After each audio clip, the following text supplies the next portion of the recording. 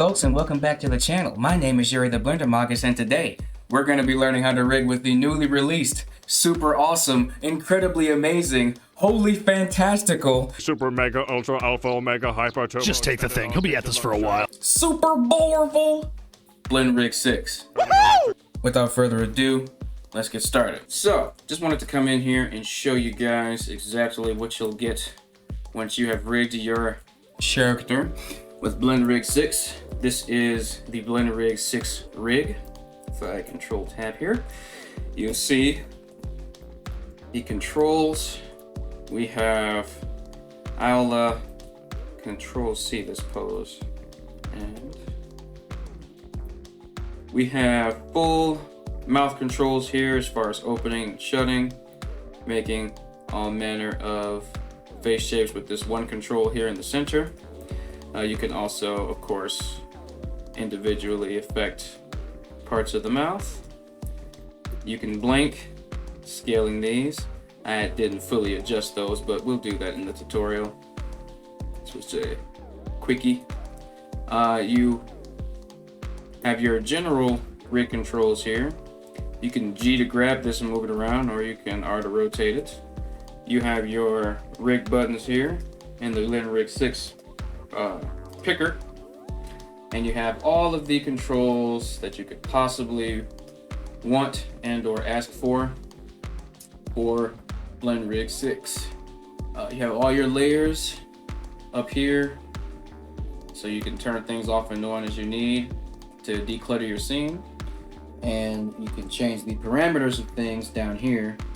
For instance, you can change the parameters of the arm IK to follow the torso instead of it being free, and as you see, it will now follow the torso instead of being free. Standard waist controls here, except cool waist swivel. However, this is married with an actual regular hip, so there's the amount of control that you have with this rig is astounding. It's highly incredible. These are for props in case he was holding weapons or something like that. And you have fist controls. You can just scale this down and you have a fist there. I mean, there's so much you can do with this rig here, and I didn't even fully go through the whole rig setup. We will, or at least we'll go through most of it in today's tutorial, but I just wanted to show you guys. Watch this foot rig right here. Goes all the way up to the tippy toe. I mean, and then of course we have tilting from side to side. This rig pretty much does any and everything that you could possibly ask for, and I didn't even weight paint this. I didn't weight paint this at all. I didn't touch any weights. So, and one last thing. The one last thing that makes this rig probably the most bowlful rig of all time is this right here. I want you to pay attention to what happens when I move this arm up. Okay, did anyone see that? Did anyone see that? I'm gonna do it again. Maybe you missed it. The freaking shoulder is moving when I move the hand. This is the shoulder bone actually deforming as the hand is moving up and down. This rig is a winner. So, this is what you'll get by the end of the tutorial. Without further ado, let's get started. Alright, so starting where we left off, you should have a fully textured and shaded Naruto. Notice the shader on your Naruto might be different from the shader I have on my Naruto, and that is because I am utilizing the Lightning Boy shader, which you should definitely go and purchase and use for any of your stylized and or anime character work. Why? Because it is the best shader in the entire universe.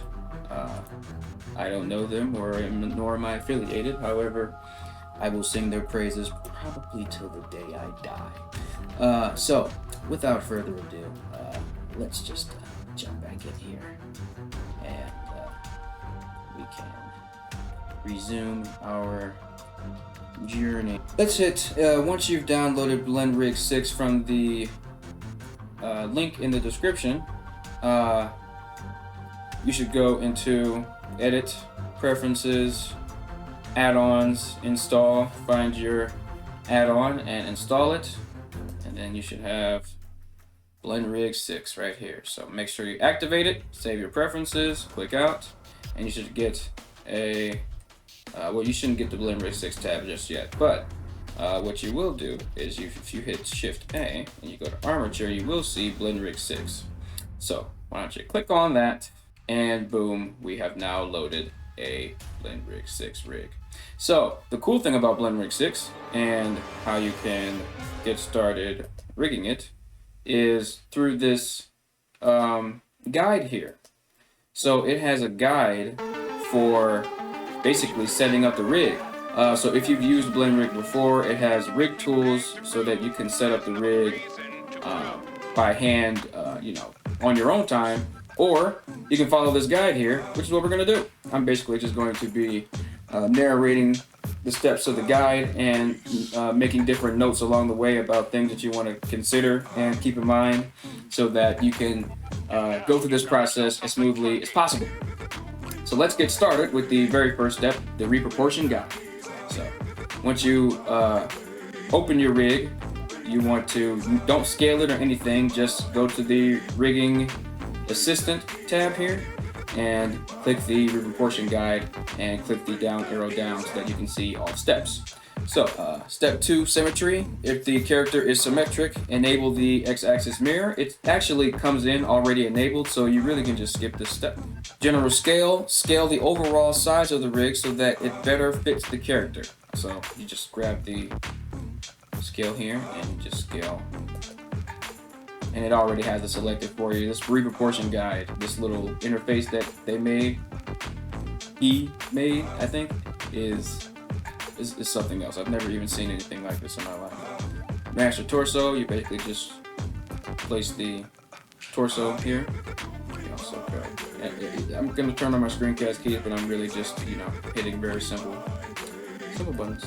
Adjust the spine and hip joints. So basically, we're just lining these joints up with the actual spine adjustment, a spine layout of our character here. So for like the hips region, I like to have at least one bone for that and leave the rest of the deformation for the spine here. I like to put the neck or the bottom of the neck as close to the base of the actual neck as possible. Adjust the curve of the spine so that it matches the shape of the spine bone. So basically we're just going down here to these spine curvatures and we're adjusting a little bit the upper and the lower curvature, and then we can readjust it back and just try to make it match right here. So we're going to adjust the neck and the head. Basically you want these 3 bones right here to be where the neck is. So don't place these anywhere where the head has solid deformation. Basically don't put these up in the head. Make sure they're all for the neck. It's the only one up here that you want to move above and beyond the head. Next you want to place this top one in the center where the eyes are, and you want to make sure this bottom one is in the center of the tip of the nose. You imagine a line going straight through here. Adjust the position of these scale tune controllers here. There we go. Adjust the chest controls. I think these are most useful for female characters, but for male characters you can just kind of move them to the side and out the way.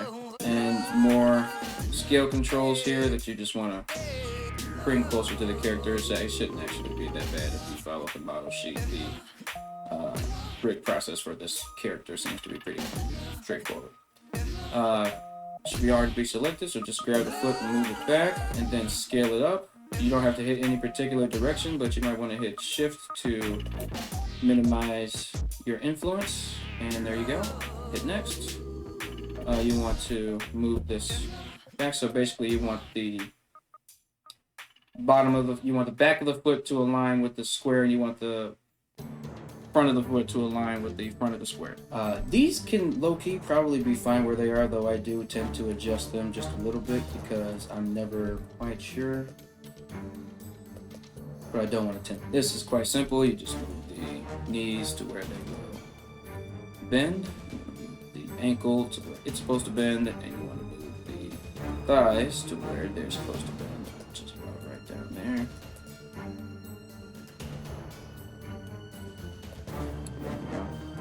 That's good, that's good. Now we move the foot controls here.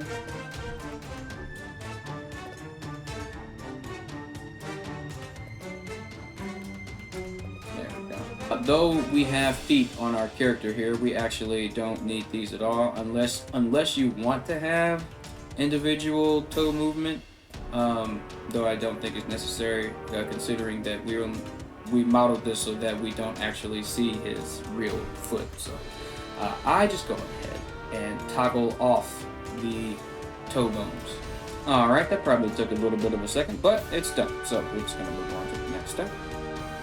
Adjust the shoulder and arm bones. Same principle as the legs.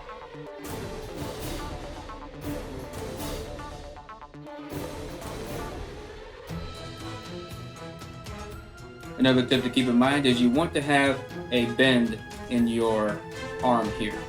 The reason being is because the IK won't know exactly where to bend if a predetermined bend isn't already there. So make sure you put that in there to have the most accurate deformation you could possibly achieve.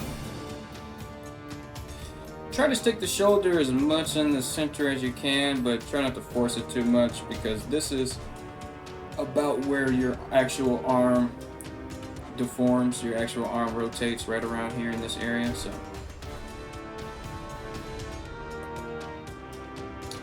next, fingers. Now we're going to get to one of the more tedious parts here soon, which is usually one of the more tedious parts of rigging is the fingers. But we're initially just placing this overall finger control here. I'm going to scale this up actually, just to make this bigger so that we get all 4 fingers over here. And that's good. So we can go on to the next step. Well, folks, it's time And to with keep it old this, school. we're basically, a tip for this is you want to go to your viewport overlays and check wireframe, so that you can make sure that you're getting the correct topology placement for your bones for the best deformation.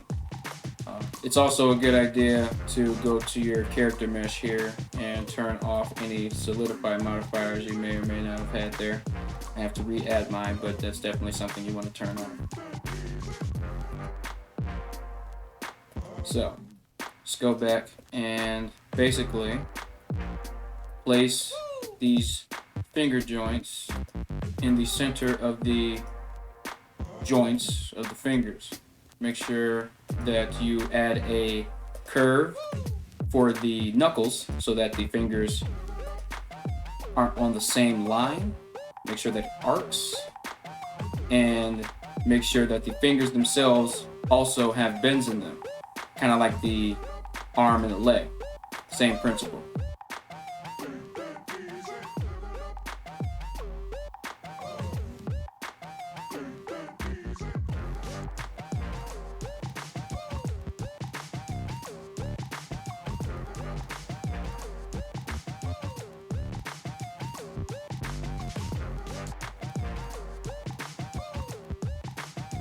I'm rotating these cubes. They don't necessarily mean anything. However, I do like to just keep things cohesive with each other, just so that I don't have a bunch of cubes with a bunch of random rotations around.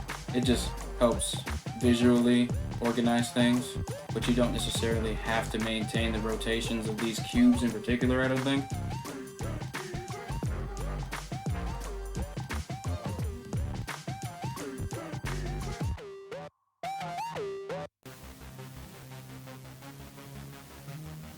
Another thing I like to do, and this is usually the last thing, is I like to, well, second to last thing, but I like to move this hand control here from in front of the hand to the top of the hand, just like so. And I also like to move this control right here where the meat behind the pinky is. I don't know, I guess the rear palm, right where your palm is. English. And there you go. And next, we're going to adjust this so that it matches the overall shape of Naruto's face. So the way I start is I start with the eyes here, and I scale them up. Move them out, scale them up some more, move them on, and then we start making adjustments. The thing you want to keep in mind with this is first, go into object mode and hide the headband and the hair so that we just have the head and the face features. And then you want to also go into snapping and make sure you've turned on backface culling, align rotation, and project individual elements. That way, this lines up with the actual face model itself, which is an instruction that it gives you in the instructions. However, I just saw this cage and thought, ooh, let me make the shape of the face match the shape of my face. And that's all it wants me to do. I didn't take into consideration that it actually wanted me to snap the vertices to the face, which in hindsight makes lots of sense. So, follow my steps here and you will achieve A power greater than any Jedi.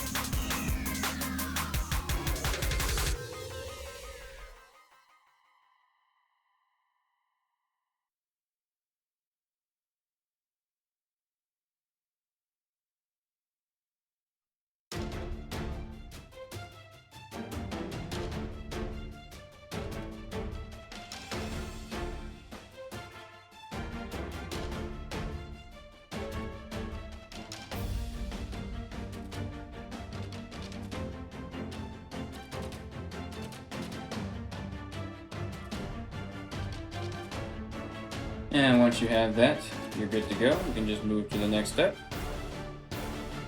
And now what we're going to do is we're going to actually control tab out and select our eye here. And I've separated my eyes into an eye left mesh and an eye right mesh. You can do that just by tapping into your eye meshes, selecting one of them with L, hitting P to separate by selection, and then renaming them in your object option over here. So I just named it IR and the other one IL, or I.L, I.R. You get the gist. Tab into edit mode here, and what you want to do is you want to, where we marked our seam here, basically is hit Control S, cursor to selected, or you could have just hit A and selected everything at the same time. Shift S, cursor S. You could have did that instead of what I just did. However, we're good to go. So now that we have our cursor to the selected here, what we need to do is hit the next button and go to snap eye to cursor, and it is done for us. We go to the next option here, and we must place these dots in the center of the eyebrow. So about right here. Next we have to place the eyebrow curve. We're going to place that there, and we're going to place that there, and we're going to take the center part here, we're going to move it in, move these in as well. Going to move this, not that, that's good. Next, we're going to adjust the curve here of the eyebrow.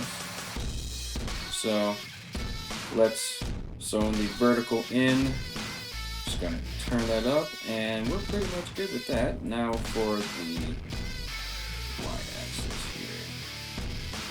here, let's change the depth in. Depth in is good. Let's change the depth out. There we go.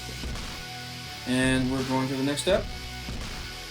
Move these dots in the center here.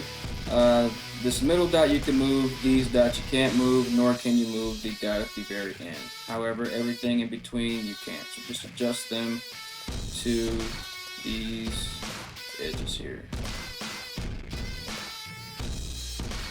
Adjust these to the top of the eye and move this wherever you want, presumably somewhere here. Want to move these markers to the top and the bottom of the eye respectively. Again, adjust this.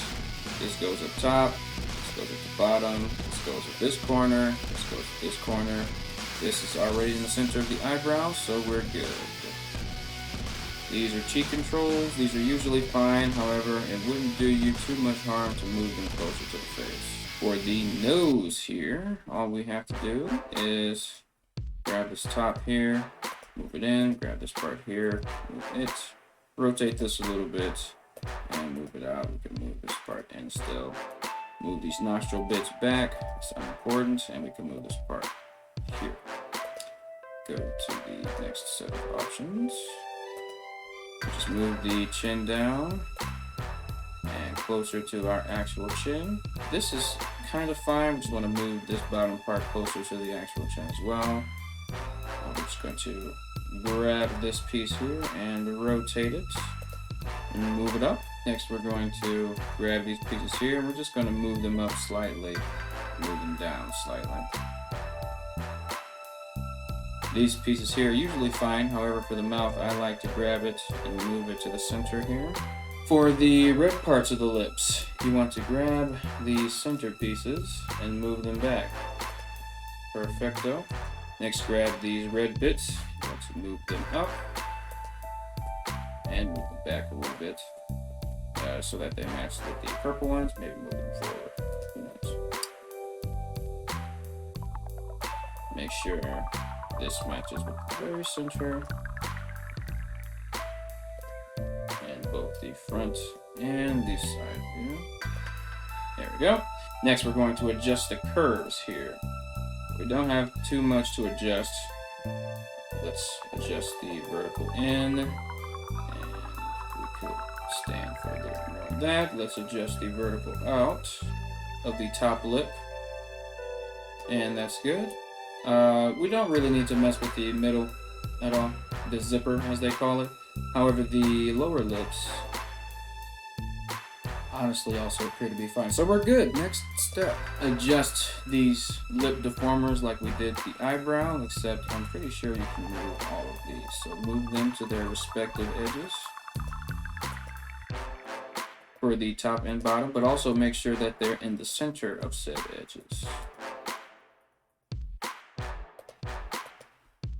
Adjust these here. So you want to move this down to the bottom of the chin. You want to grab this and move it to the controller there, and you want to grab this and move this to the controller here as well. Next, for the teeth, you can just hit Shift D to get an idea of where your actual teeth are for your model, and we can start by moving this big control. Really, we just want to rotate it a little bit so that our controllers are rotated, and then we can honestly just grab the center one here and move it in, grab this back one and move it in as well, and we are good to go. Do the same thing for the bottom teeth. Rotate this, grab the middle, move it in, grab the back, move it in.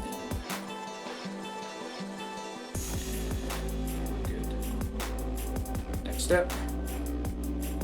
The tongue, rotate it, move it, rotate it, move it, and if you modeled the tongue like I modeled it, you should be good. However, if you didn't, you might have to adjust bits in here. But we're good. For this part here, we're just moving these controllers to control the inner mouth.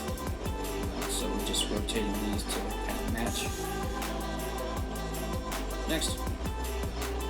The ears, kind of fine, kind of not, kind of want to place them. I don't really use the ear controls too much, so to each their own. You can probably just place these how you want to. The eyeglasses and the hat controls here, you want to make sure you place the eyeglasses where naturally eyeglasses would fall. Same thing with the hat, right at the tip of the dome. The eyes we can adjust to be more centered here. And now that you've adjusted everything, you want to click Bake All. When it's done, click Next.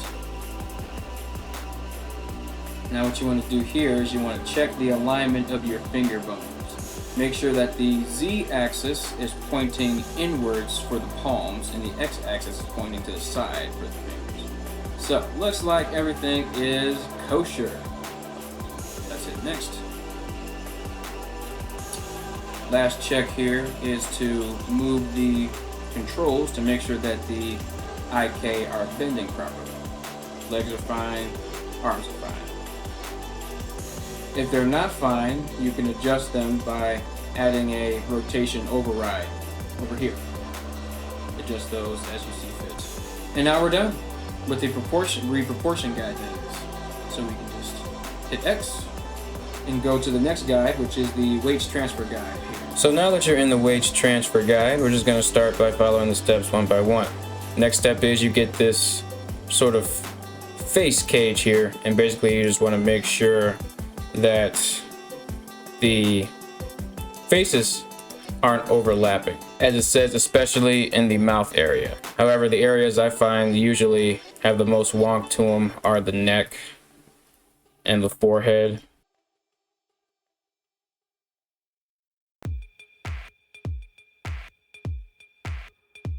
You basically just want to edit these vertices so that they're not scrunched up. Also, there's usually some overlap in here as well, in the eyes.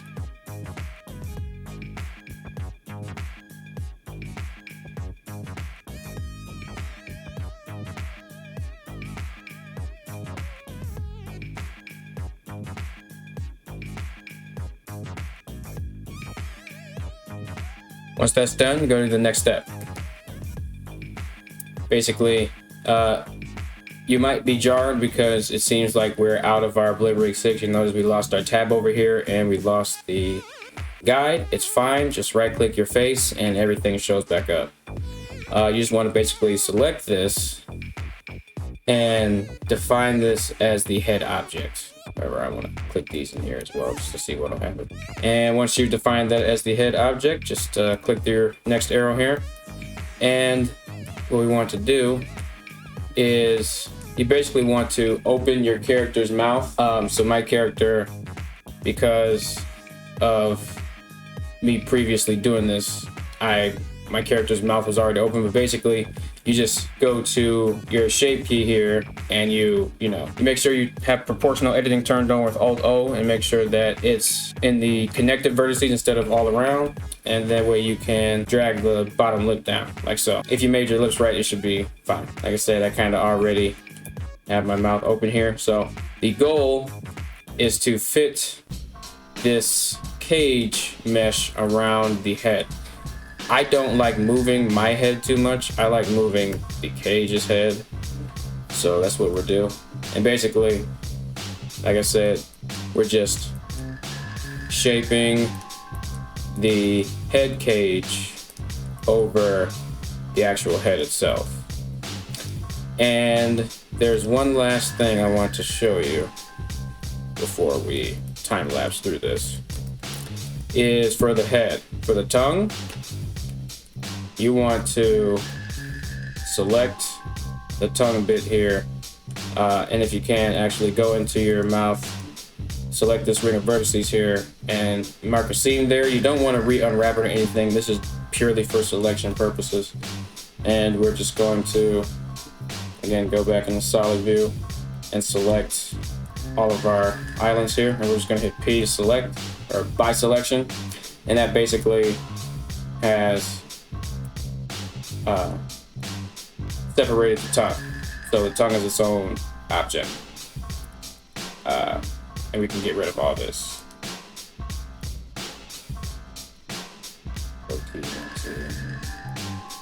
Get rid of that as well. So basically, just go through and match your head to, or match your head cage to your actual head. For this part, you don't want to have your magnet turned on and clip the vertices to the object. You really just want to have your regular selection tools available, and do your best to make sure that the cage mesh lands outside of the head. Make sure you take care in the lips region, like they said, that there's not much overlap, if you can help it, and I'll see you back in a minute.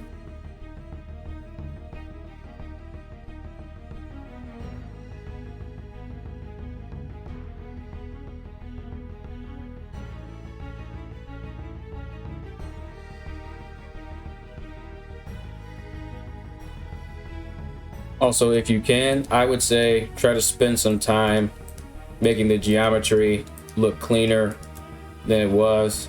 And the only reason I say that is because it could very well help with the actual transference of the weights later if everything is more uniform and fits better to the character. So it might be worth it to just go ahead and make sure that all of your topology here, as far as you manipulating the face, looks clean so that you can get the best results.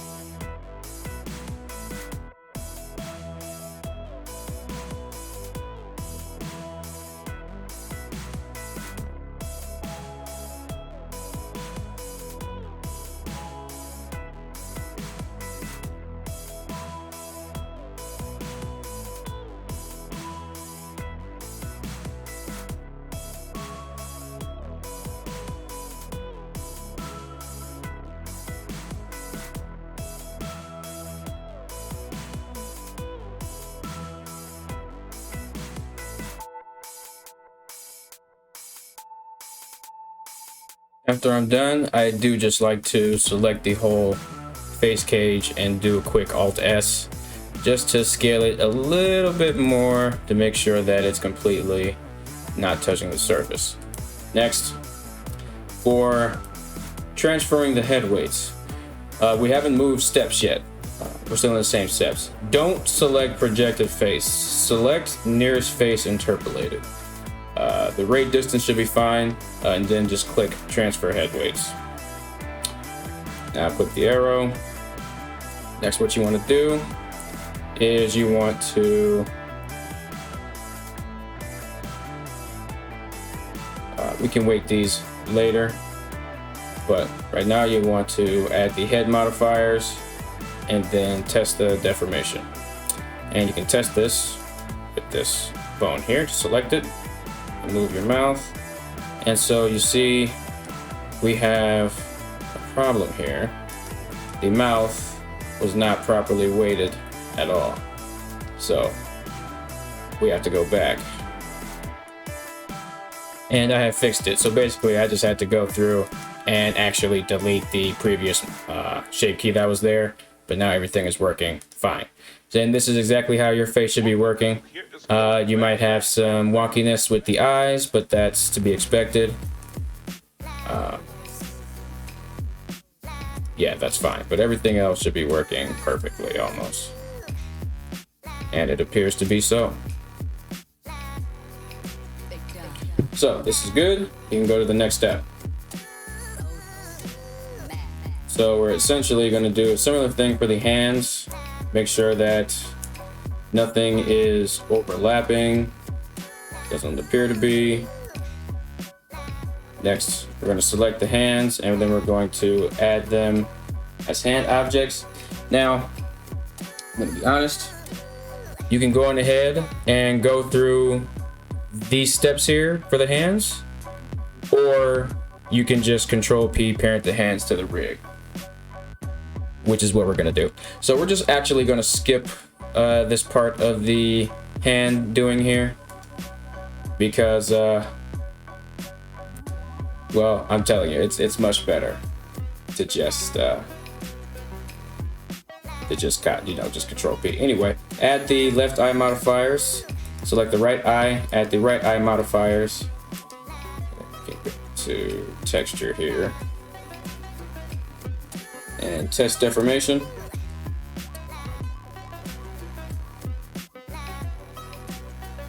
And it did not work.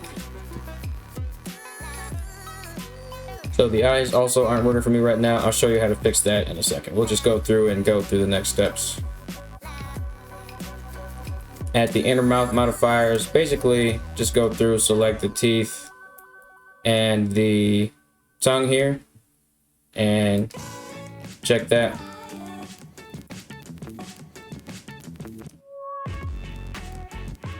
Mirror all the vertex groups.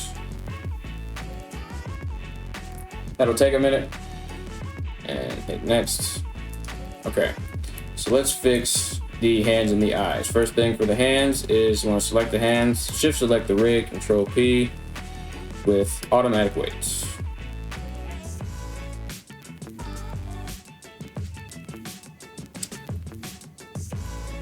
And you want to test this by scaling the hand scale control here. Appears that everything is working fine. Let's scale the other one just to be sure. Yes. Okay. Naruto's face is in working order. So now, let's fix up the teeth, tongue, and eyes because you add those modifiers there, but they don't really work sometimes. So, we have to go through to our deformation booms. And we also want to make sure that our display is in the front. Alright, so locate the actual eye deformation boom. And there it is. So, we want to select the eye here. And good. We have I, D, F right under here. And it looks like we have I, D, E, F right here as well. Okay, so cool. So what we can do is select the eye, or select the rig, shift select the eye, Control Tab, go to weight paint, and oops. Let's go back to the eye here. And something didn't go right in our selection, so let's go back to the eye. Okay, select the rig, shift select the eye, weight paint.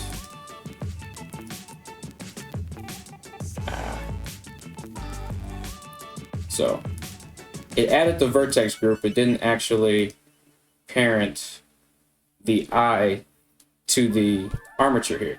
So what we can do instead is just get our eye picker here, go somewhere on BlenRig, and we can probably do that for our other eye as well.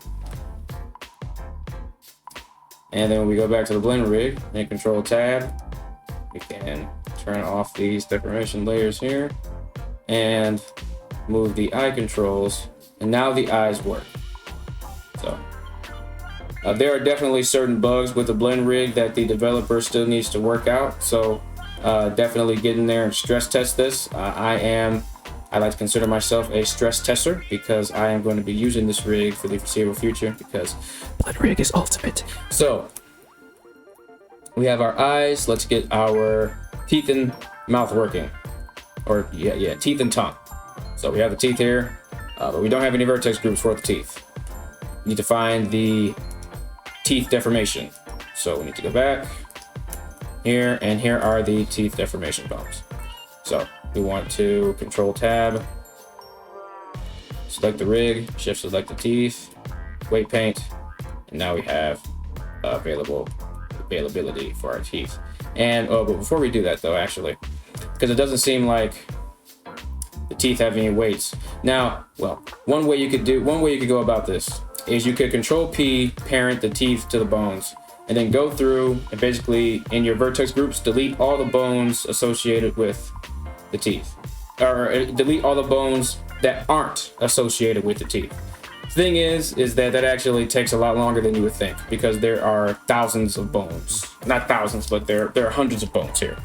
So it's actually better to select the teeth, shift select the rig, control P with automatic weights, and then when you select the teeth again, just go through and delete all your vertex groups, because you don't even want to deal with all that. So go back, select your rig, select your teeth again, go back to weight paint mode, and now we have access to the rig here. And now what we can do is we can just go to tool, make sure we're in mix, and start a drawing. Now, what can help make this faster is if we go into edit mode, Control L, select the bottom half, hide it, and then hold Control 7 to go to the bottom view here. And we just want to select all of these back teeth here, and it says teeth up 2, want to hit assign. And when we tab back into weight paint mode, you see it assigned that whole area here, and we can actually probably select even more of it and assign it. There you go. And then next what we can do is we can select, make sure we're still in the teeth.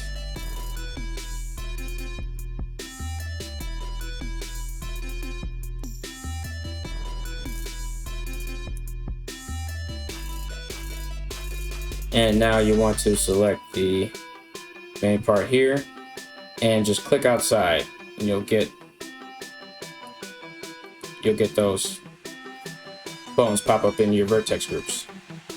Next, you want to hit Control 7 and go back to edit mode, and now what we can do is we can hit Control I, and we can box select, and holding the middle mouse button we can get rid of the selection on the right side, and then we can hit assign. And there we go. So we've weight painted this side of the teeth. Now we just have to do the other side of the teeth. So these should already be available for us to click on. So we can just go into edit mode here. And a trick we can do is if we go up to the teeth up 2, we can select the faces that we have selected here. So we can see exactly what we have to select, so we don't have to guess. And there we go. And then we can go back to the actual bone that we're going to be weight painting. So teeth up 2.R, and then just hit assign. Grab the other bone, tab into edit mode, Control I. Get rid of the selection on the other side, and then hit assign.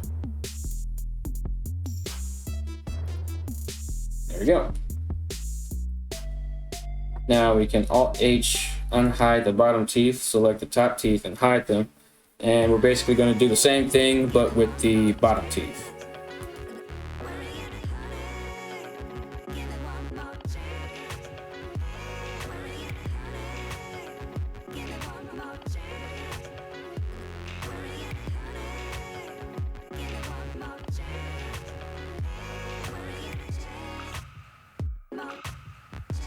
Right, the teeth have been properly weight painted.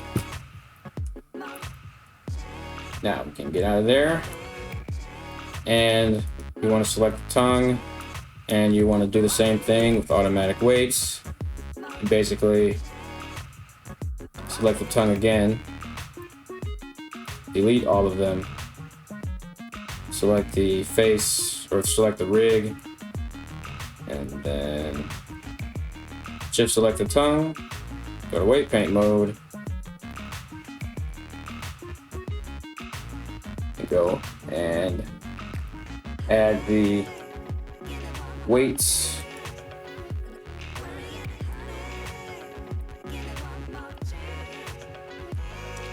And then you can tab into edit mode here.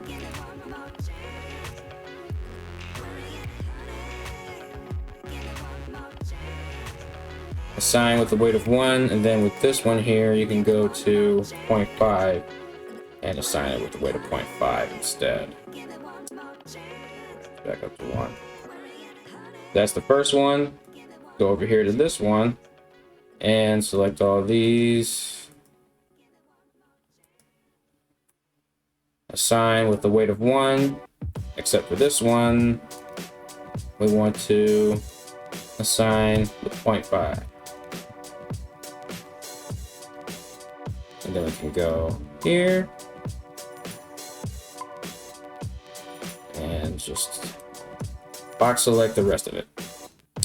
And then assign it with the weight of 1. This one you can also assign with 0.5. And there you go, the tongue is weight painted.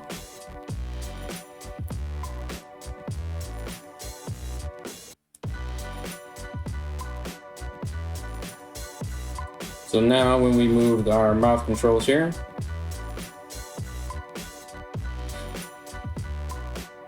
everything works properly. So now that we have that working properly, we have to make the rest of the body move with the rest of the rig here, because right now we just have our head and our hands that are moving. So let's go on ahead and follow the next steps in the procedure with the mesh deform guide. So basically you want to select all of the objects that are going to be associated with the body, which means the zippers as well, and the collar here. Make sure everything that you think is going to be associated with the body is selected, and set body objects. Next, we're going to shape our mesh deform cage to, you guess it, wrap around our actual character. So this process, again, kind of takes a little bit just because of the nature of what we're doing. But basically, you want to get the entire silhouette of our mesh deform cage here to wrap around your object with zero peek through at all. No peek through whatsoever. The weight painting done for this is so that you can get the most accurate muscle deformation that you can get from your rig. However, that does mean that the effects of that weight painting are best visible on characters that aren't necessarily clothed. So if you have a guy that's shirtless, or you maybe have a girl that has a bikini on or something like that, the actual deformation will be a lot more visible and helpful for you with those characters. The deformation is still good, and it's definitely fantastic for what you are working with here if you have a clothed character. But I'm just saying, you'll see the greatness of it a lot more apparently if you have a character that has visible musculature. You can see how the muscles are properly deforming, as if they were moving with an actual body.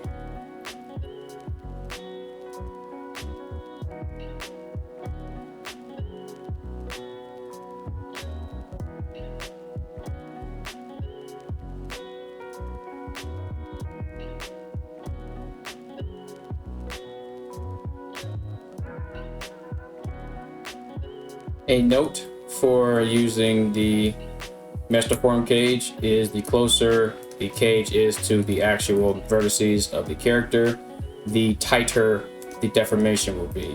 Meaning the closer the vertices of the cage are to the actual mesh, the more closely the mesh will follow the cage. You also want to minimize overlap as much as possible. Really, you don't want any overlap at all. So if there is overlap, do what you can to crush it immediately.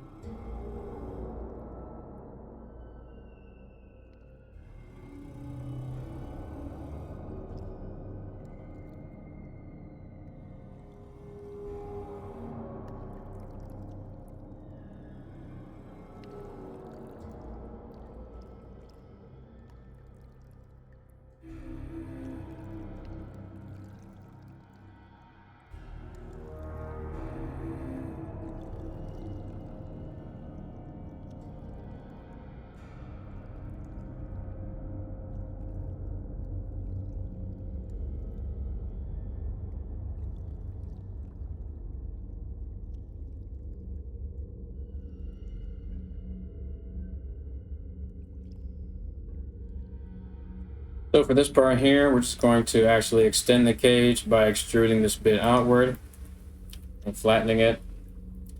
This is fine as it simply encompasses a separate part of, an extended part of our model and is already weight painted, so should be good there. You can do the same thing for the butt here. However, because of the butt, I'm not too comfortable with doing that myself, actually.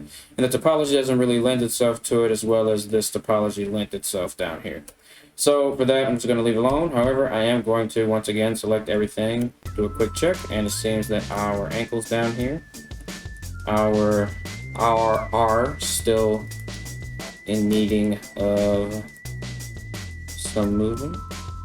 And then, like I said before, grab everything and go to your nearest intersection point here and hit Alt S, because we want to scale everything up some more, but we also don't want to scrunch it up more than we already have. Go to the head and neck area, and everything seems kosher, but is not. Select these rings here and hit Alt Q. That'll smooth this area out. And we can also smooth this out as well. That's fine. We can grab the head here. Move it back, move it out. And again, the more accurate the cage is, the more accurate your deformation. So what we want to do for the neck is we do want to spend some time getting the cage to properly follow upwards the neck and sort of end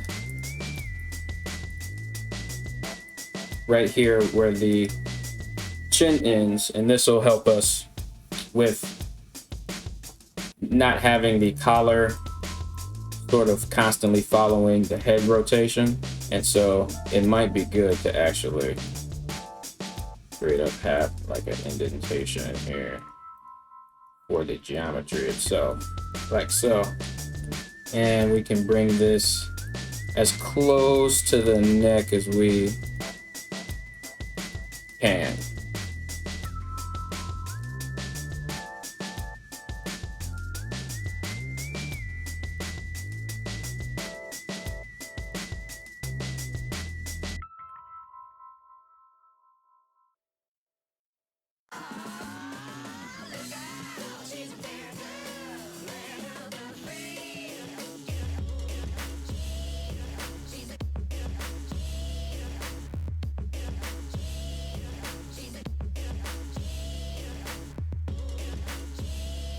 Alrighty. Should be good. Once again, you just kind of want to go through and hit Alt S one more time. And then we can go to our next step, which is to bind the mesh deform fast, which will basically do an initial binding. And then we can test our deformation by selecting this here and clicking and dragging and see where we failed. And it looks like we haven't, although it didn't actually go through and bind everything. So we might not have marked this as part of the body object when we first started. So again, go through and select everything associated with the body.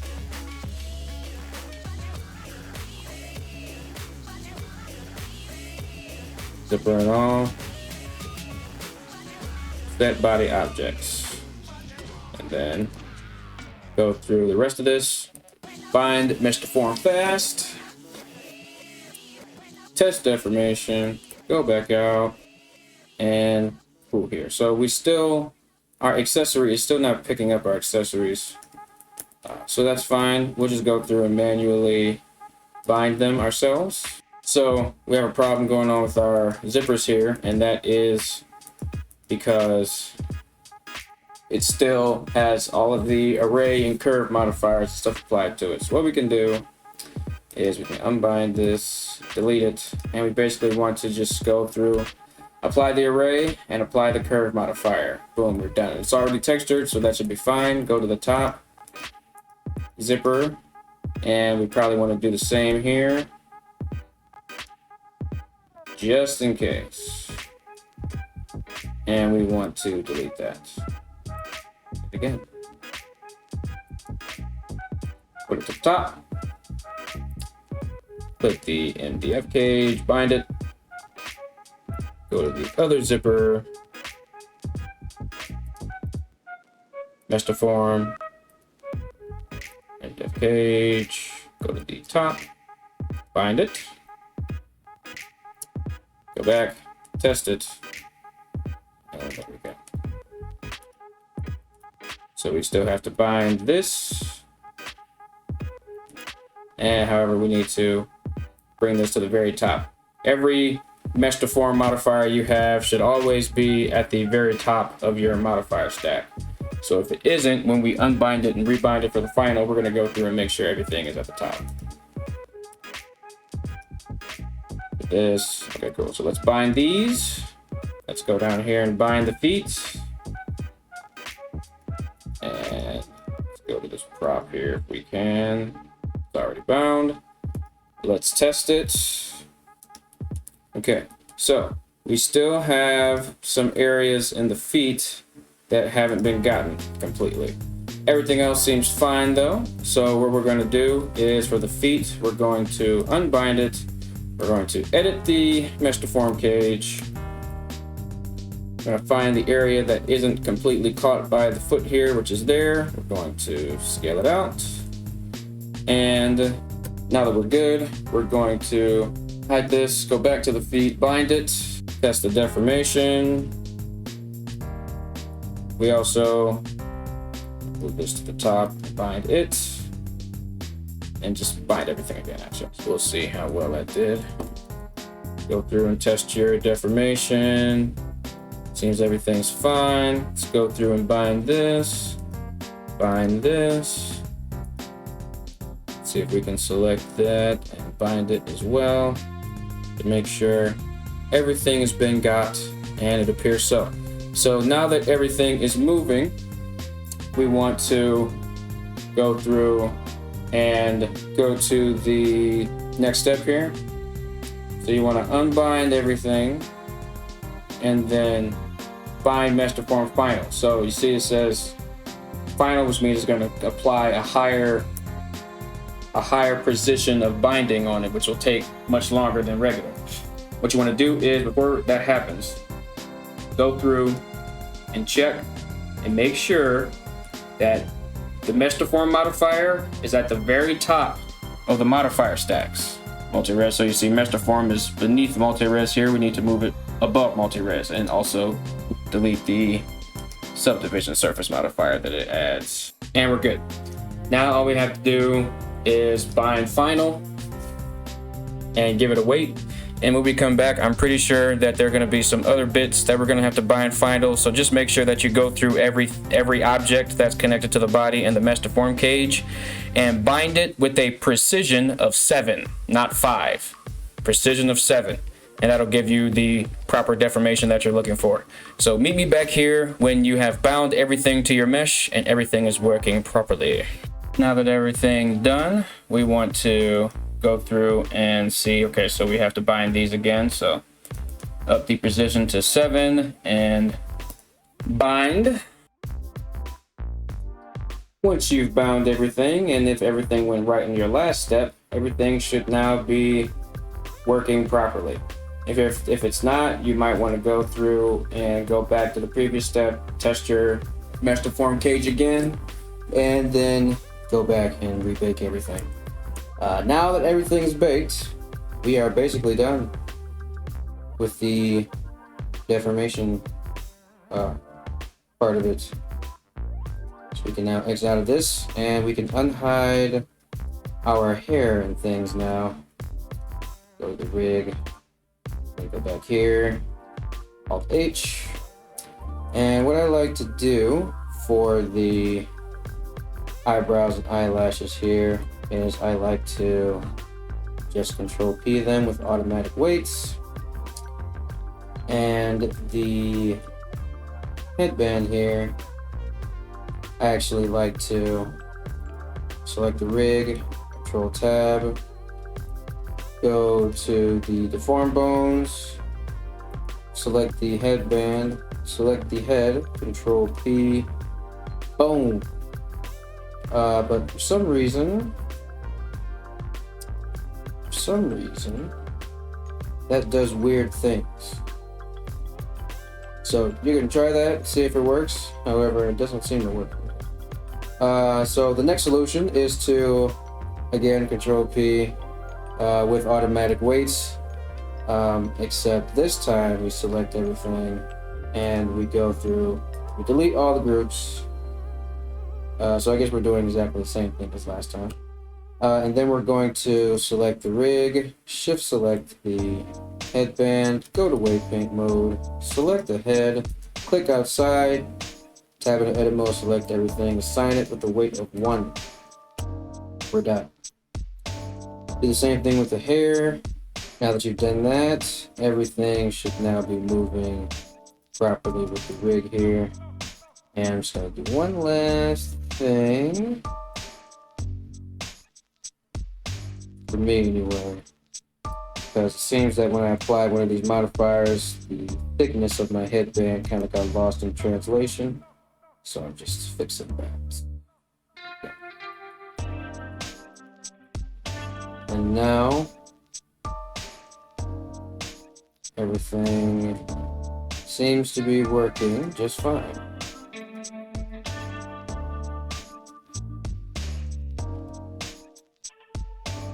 So now what we have to do is we have to get in here and you can clean the weights for the face.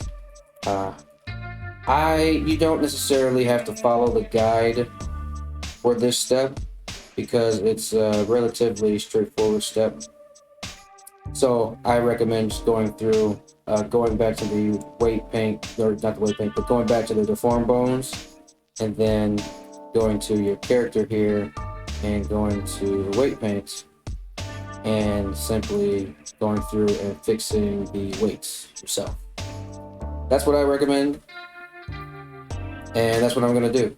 So select the rig, should select the face, go to weight paint, and here we basically just want to grab this, scale it down, and we want to see exactly which parts here are being caught. So this part right here is what's giving us some trouble. X-axis mirrors turned on. Let's make sure. Okay. In your brush settings, we're in mix. We want to go to subtract. Get rid of some of that influence there. Get rid of it over here as well. Get that we're centered in on our view here. And we just basically want to go through and find every point where there could be influence on that part of the eye and get rid of it. And it looks like we might have done just that. Didn't mean to do that. Yeah, that was interesting. It seemed like they were all weirdly gravitating toward that face. Weird. Weird. But nonetheless.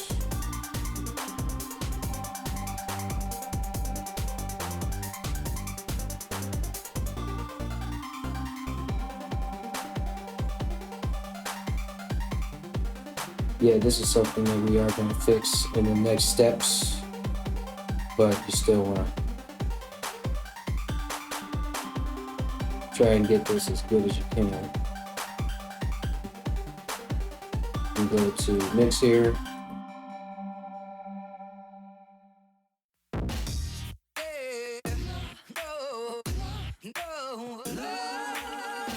I definitely want that there. So yeah, this part right here is definitely a part that we're going to fix in a later part, because that's supposed to connect to this point right here, and that'll give us our full deformation there, and we can, for the last bit that we probably should fix is this area right here.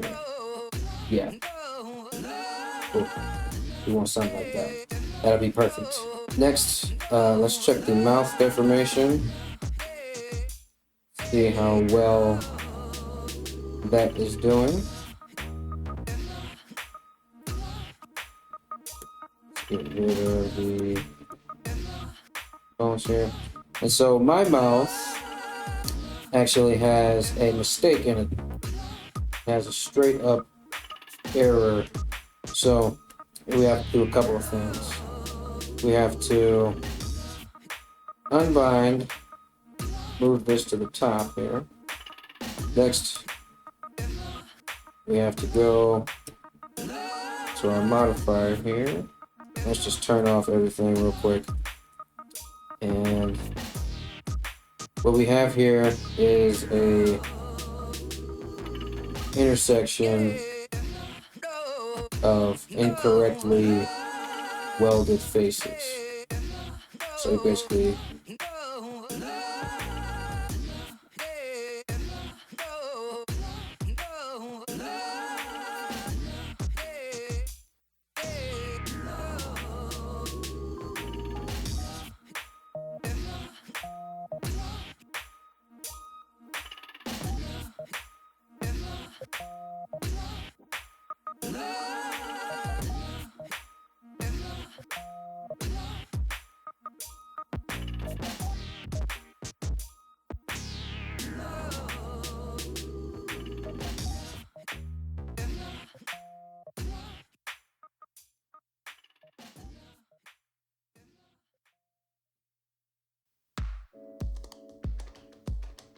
the fix is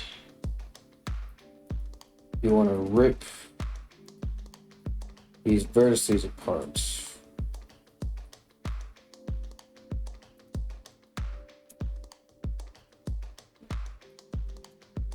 And again, your mesh might not have this issue, so feel free to skip this. I'm just including it in case you have a similar issue and you're not quite sure how to deal with it.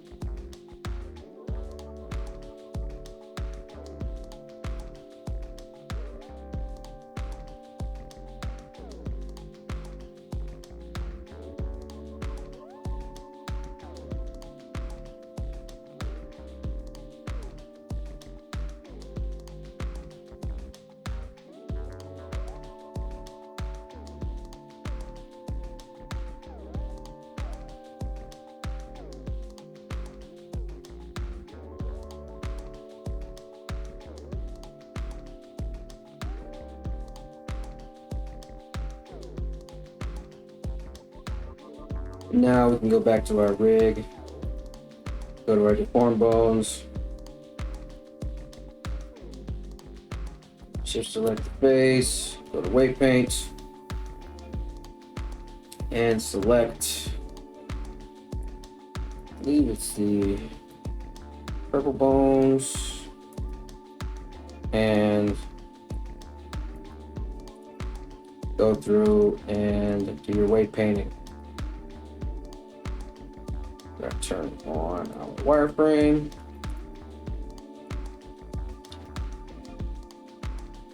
And so for here, what we really want to do is go to the brush, whichever on subtract, get rid of the influence from this lower bit, and then go to the bottom. Do the similar thing, but up top here. And that should fix the issue. Let's go over to the right side and do the same thing. For this, we have to get rid of the influence. Bottom. Influence from the top.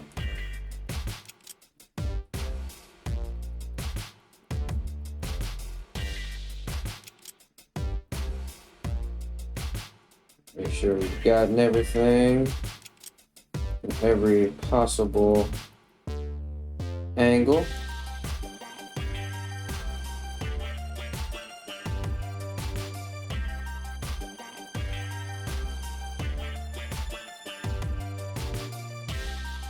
And you see the problem is gone.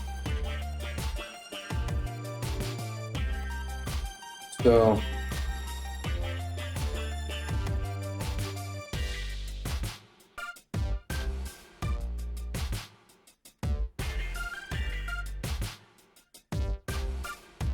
we now have our mouth good to go. Alt-G-O-R-S, Alt-S. Unhide everything. And let's see how these are doing. And the eyelashes could use some love with the weight paints as well. So let's go back to our deform bones here. Let's select the eyelashes, go to weight paint, and low key, we really want the eyelashes to just follow the bands so we can get rid of anything that's not that.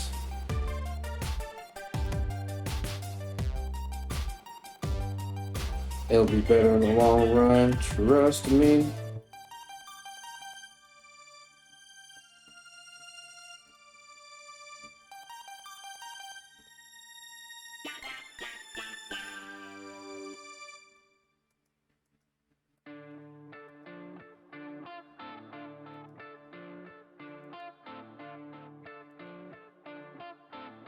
Okay, very good.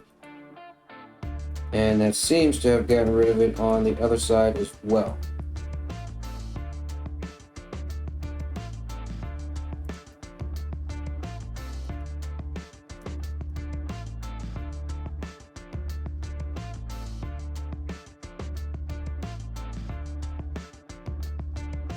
I'm scaling this control by the way.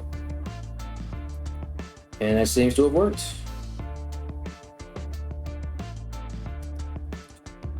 So at this point, you can play around with your rig and see how you've done.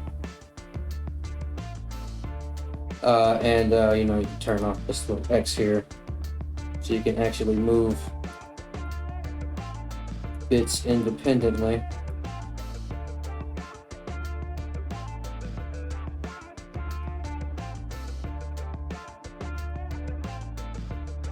So this face rig is probably the best face rig ever created for an automatic rig in Blender, period. As you can clearly see for yourself. I believe with the sheer amount of control that you have with this rig, it's basically unparalleled. And this is a surface level of control that you have here. There's even more that you can manipulate. So yeah, you can play around with your rig, pose it, see how it looks. There's a, you know, you can go through the weight paint guide if you want to. And then you could go through the actions guide. The actions guide here is basically us going through and tightening up some of the automatic deformation that comes through with BlenRig 6 here. So I actually do want to go through that. For the fingers, the way it does the fingers for me is usually fine, so that's fine. You basically want to check through these automatic deform poses and see if they work for you. If they do, you can click next. If they don't, you can change them. This works for me. This works, although you could possibly grab this and move it closer like so. And then we can rotate this a little bit more. And we can grab both of these, move them together, rotate them, put them together. Curled up position, everything looks fine. Everything looks really good, actually. The way we modeled this hand must hold the topology very nicely.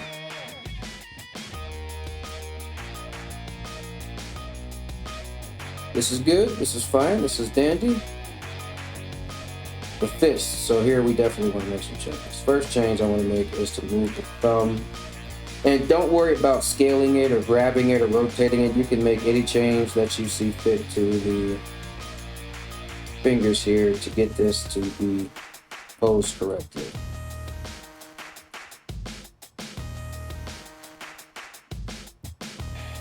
I think that's good. And then for this here, we actually want to bring this up.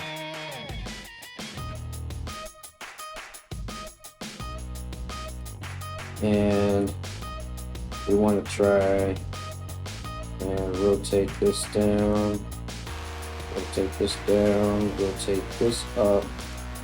Basically get that staircase effect with the fists there. And then we can grab all of these and rotate them in a little bit more just to cover that hole. There we go. And so we're good.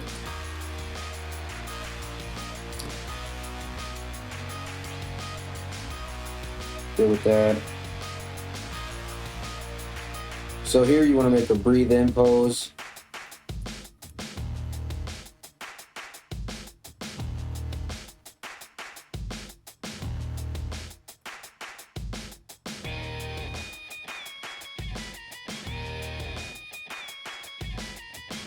This is good. And that'll be good for breathing out.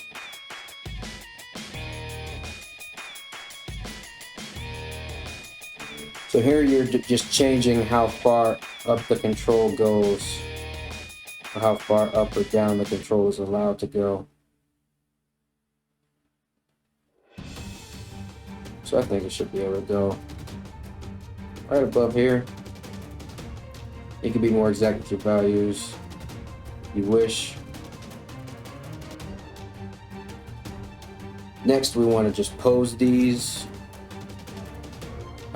So we're actually going to pose them into a slightly less exaggerated position.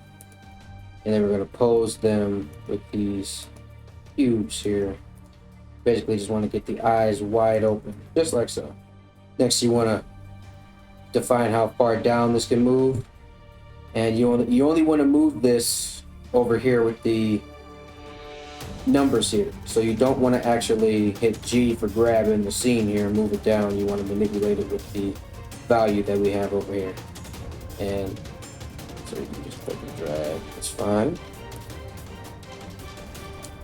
Now for the eyes here, you want to edit this so that it's halfway open.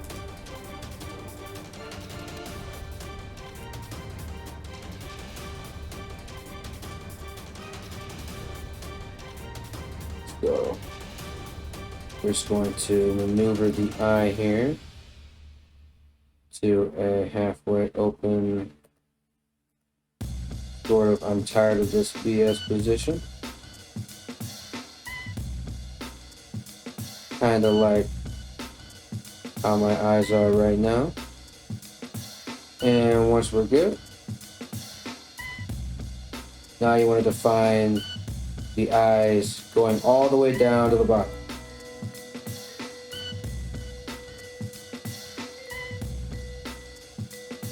Again, we're rotating the rods here first. However, we then switch to our ultimate kung fu, the cubes.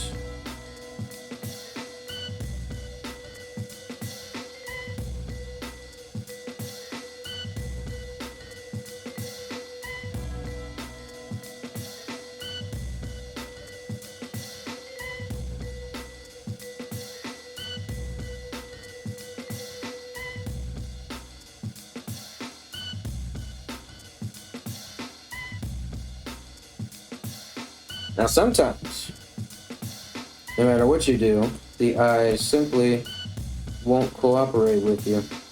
So what you can do in situations like that, we'll finish our actions guide here before we change that, but we'll probably just end up moving some of these vertices a bit closer together, and that'll help us get what we want here from our blink. But this is good, we can get it for now, because these bottom bones here seem to be adjusting themselves as I move.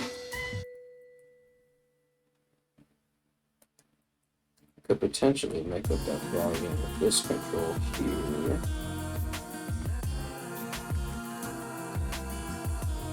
Oh, maybe we can get it. You know, get it good enough anyway.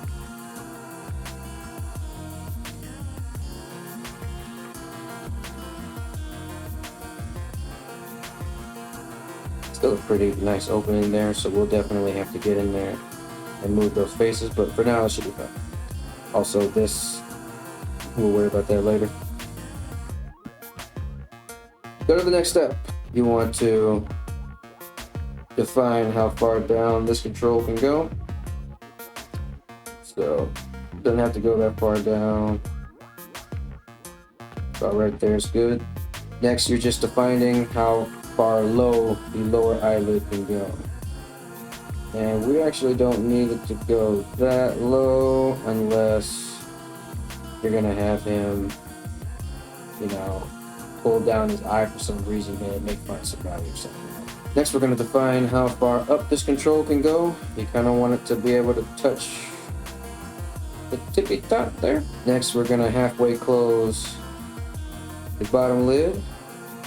Kind of like someone is really excited, or they can't wait for you to walk into their verbal trap.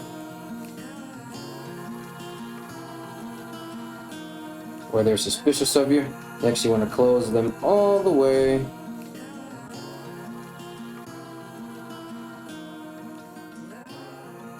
And there you go. We don't necessarily have as much geometry at the bottom of the eyes we do to the top, so you know, with a subdivision surface modifier, this will look fine. Next, we're defining the eye looking outwards, and honestly, this ain't too bad. For this, I'm just gonna move the cubes. Alright, should be good there. Next, the eye looking visible.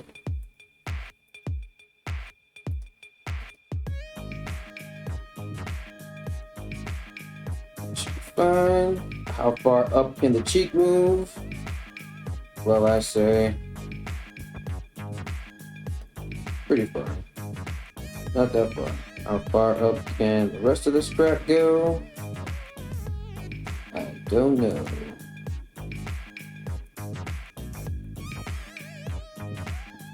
The real question is, how low can you go?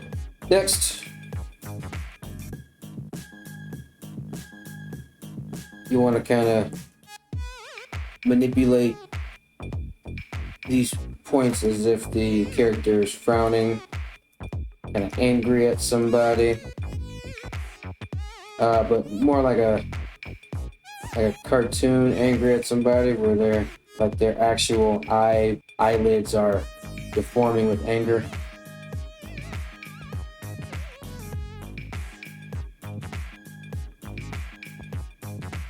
That'll be fine.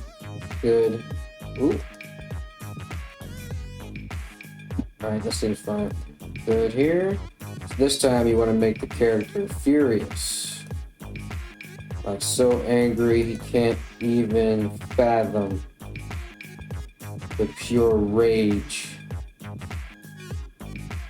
that currently resides within this character. I mean, just the angriest mother you can think of.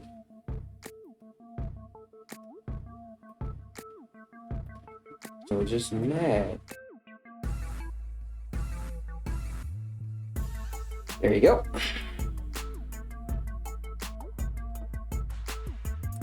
That's fine.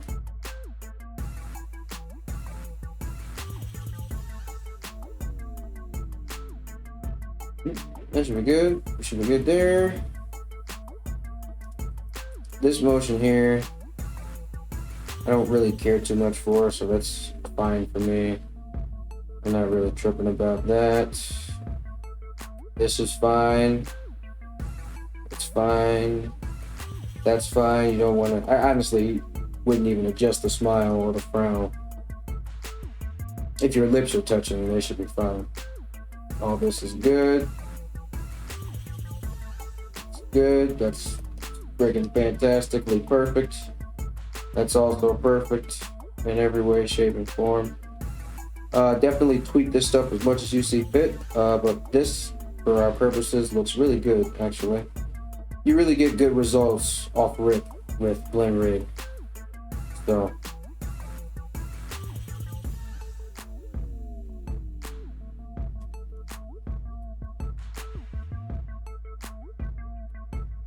I think that's fine.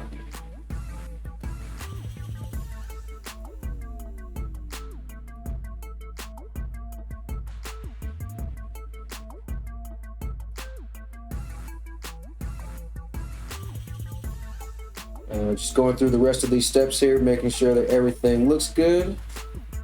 And so far,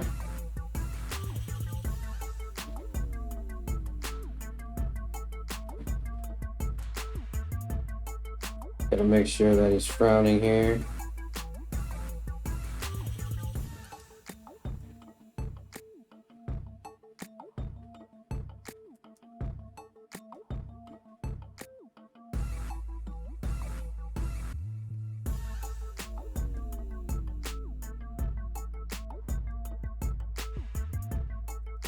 There we go.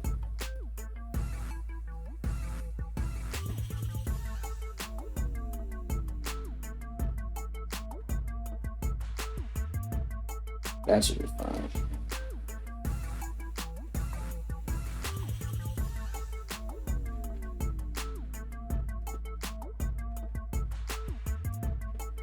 And we should be good to go.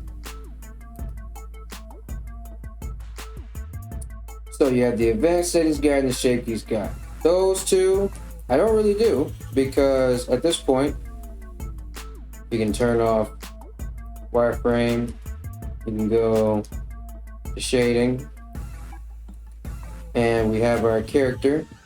For me, again, because I have the Lightning Boy shader, I'm going to set up the base scene, and I can get my character light here and bring it forward, rotate the light that's facing this direction here. And there we go. Go back to layout. Actually, I do want to go back to shading real quick. Go to the world settings here.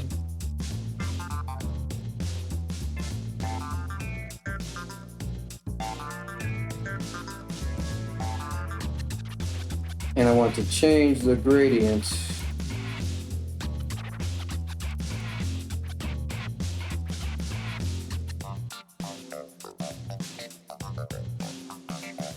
change the first one to a darker color and change the latter to a lighter one.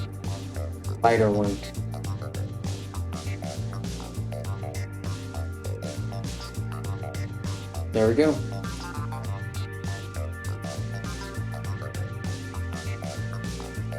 So now we have a complete character here, so we can go to our BlenRig settings here, and now we can go to our picker, and we can see all of the different controls that we have available to us. So we can turn off all the extraneous face controls, and we just have our main controls here. So you can grab this mouth control and do your O's and Ahs and squad mouth shapes. You can blink by selecting the eye here and just simply scaling it. This other side, after we go through the actions guide, it tends to move a bit faster than the other side. I don't know why, but you can still achieve the same thing. Be careful though, because if you scale this one and then hit Control C and then Shift Control V, you'll see this one has its eye overly closed. And that's because, again, for some reason, after we go through the actions guide, this eye sensitivity is twice the eyes of this sensitivities. So beware that. So I would scale those eyes individually for blinking. Everything else should be fine and dandy. So some of the features of the rig that I want to highlight, because I feel that they're very important. First of all, you have excellent deformation with not only the mesh deform cage, but the rig itself. When I move my arm up here, the shoulder bone follows.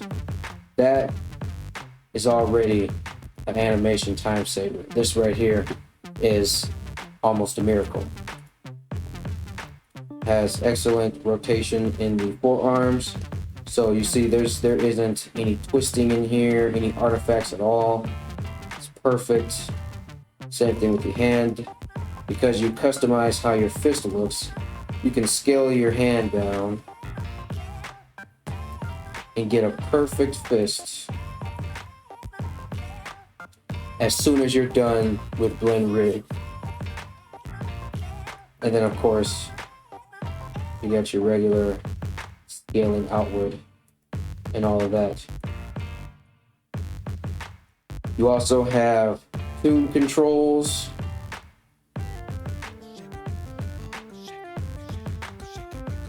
So these little white controls here You can basically click and drag, and you can move these different parts around.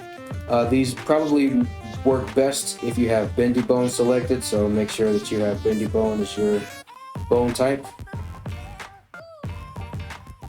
And you can essentially cartoonify your character. The torso controls are second to none, with the overall bend at the top here.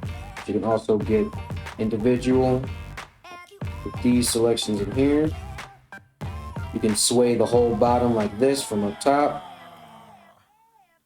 You can sway it like this from the bottom down here as well. You also have control over the hips individually.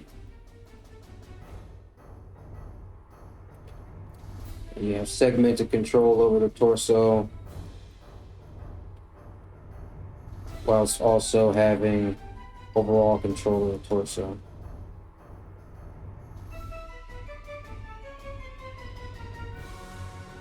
The foot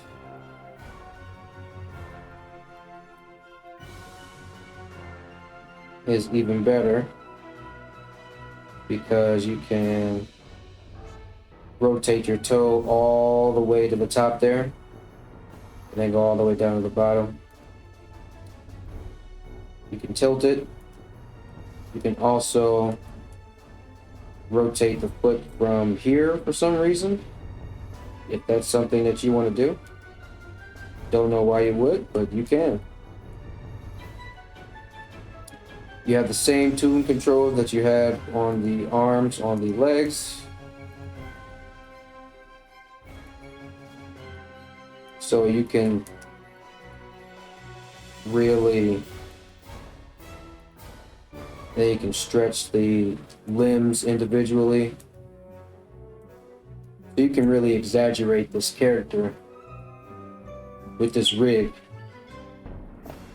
So I usually keep the tune off. I turn off all of the FK bones. So I guess that's what those are, the FK bones. So that's crazy. Look at this. I have FK control of my character right now, but I also have IK control. I have no idea how he did that, but that's crazy.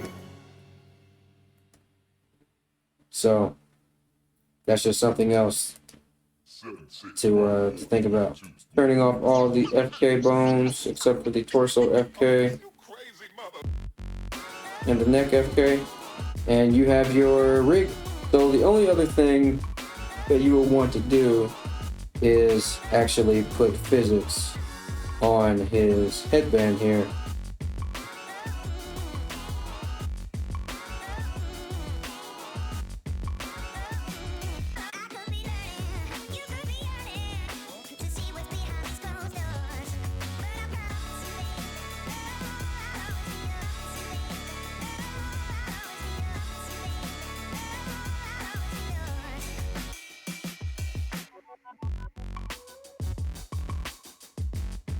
I'm basically going to add it to the headband itself. I usually add it with the cage.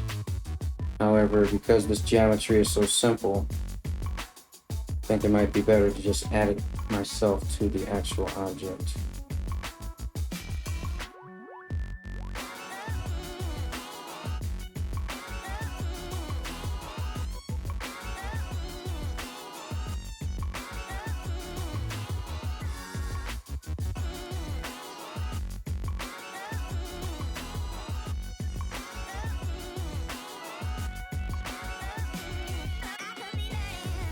And there we go.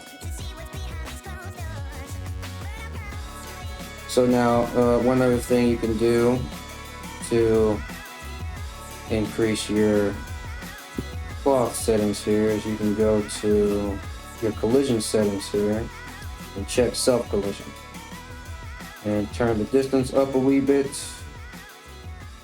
And when you hit play, it'll take a bit longer to calculate. And you might want to turn your distance back down.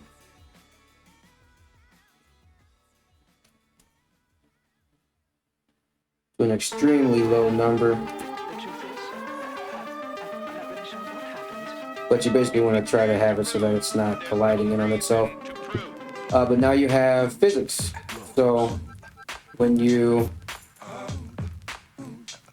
go to animate your character, let's say we select everything, location, rotation, scale, go up 10 frames, move his body. Don't worry about that not following, it's fine. And then go to 30, 25 or something like that actually, and then just move it back.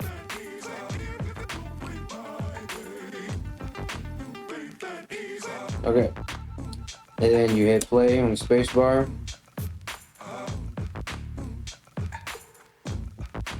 And we have working cloth physics here. The only other thing that you would want to do with these cloth physics is add a collision modifier to the hair or the head. And just press play and see how well that's doing.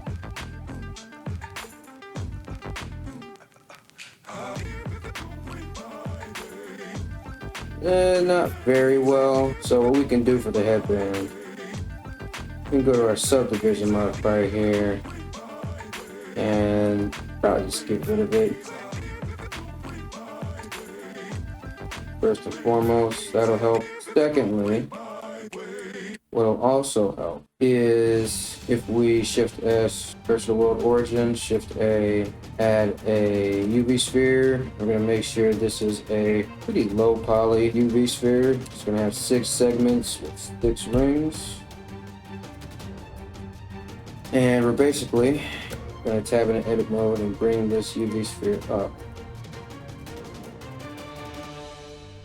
And we're basically making like a collision capsule here. So we're going to scale this on the y-axis and move it back, move it down, and there we go. And select these back parts here and scale them up, move them down,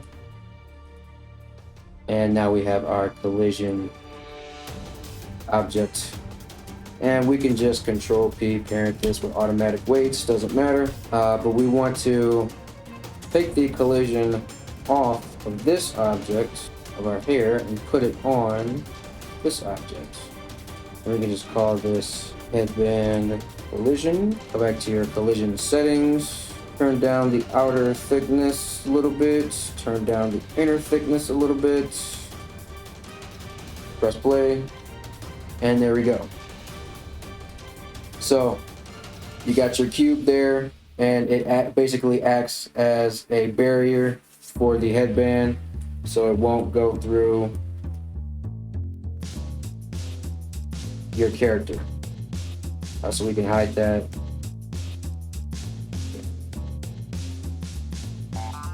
There you go. And so if you wanted that to be more exact, you can just bring this mesh in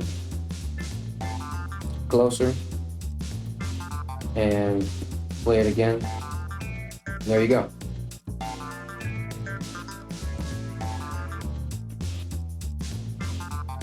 So we have now officially created the entire character from start to finish. We modeled, textured, and rigged him. And so now we're done.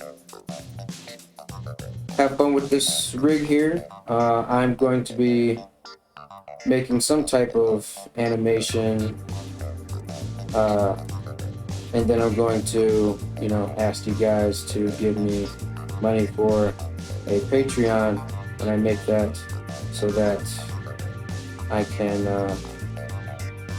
I can show you guys how to make animations, and I can make some extra.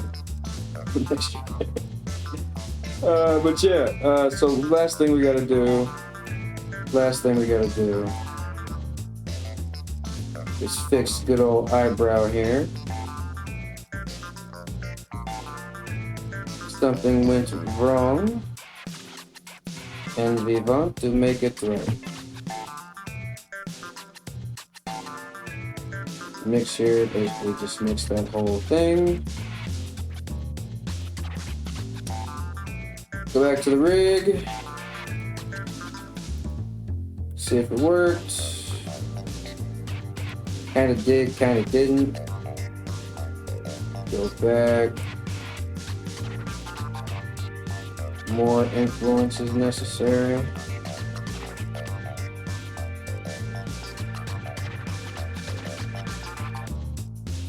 Alright.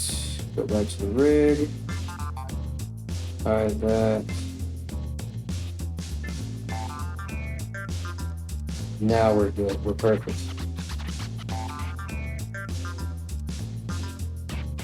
And there it is, folks. That is how you rig with BlenRig. And that is how you create a character in Blender. So thank you all very much for watching my tutorial series. Please like, comment, share the video, and subscribe to the channel. There will be more characters coming in the future. Next character will be a female character. So you all can have fun guessing who that'll be. And I guess I can see you guys in the next video I make. Have fun with your new Naruto character, everybody.